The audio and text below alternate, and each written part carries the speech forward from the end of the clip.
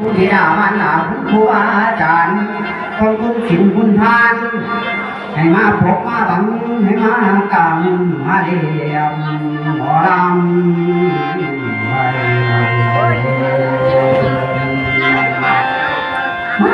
หมอเทียนกับเขาดีปัญญาเลย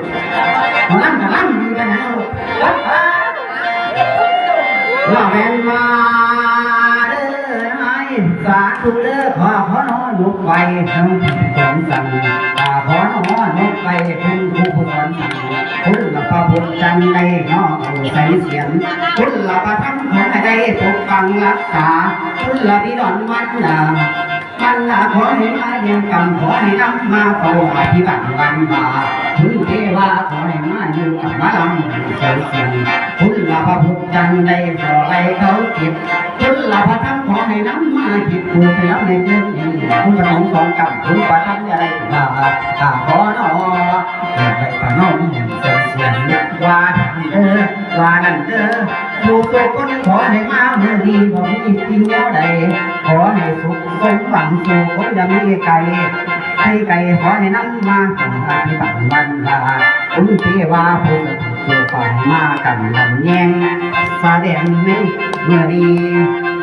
ยังมีตัวปกปักไอ้ปกปักพระเว้นรักษาสู่คนเมายันได้มีแนวใดมาปังของเราก่อนนันนาโวยเนาะทำกับให้มาลำมาเลี้ยง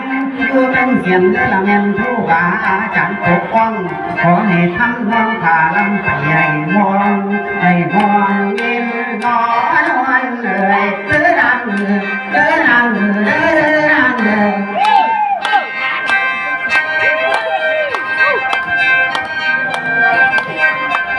เอาเต้ยฟังเต้ยเด้อพี่น้องเลยเอ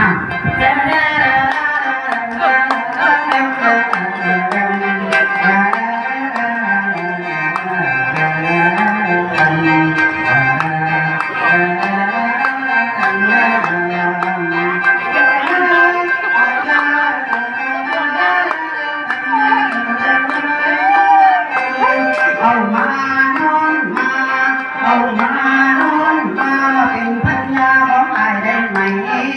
พี่จะพาไปขึ้นรถไฟนะพี่จะพาขึ้นรถไฟไปพาเรา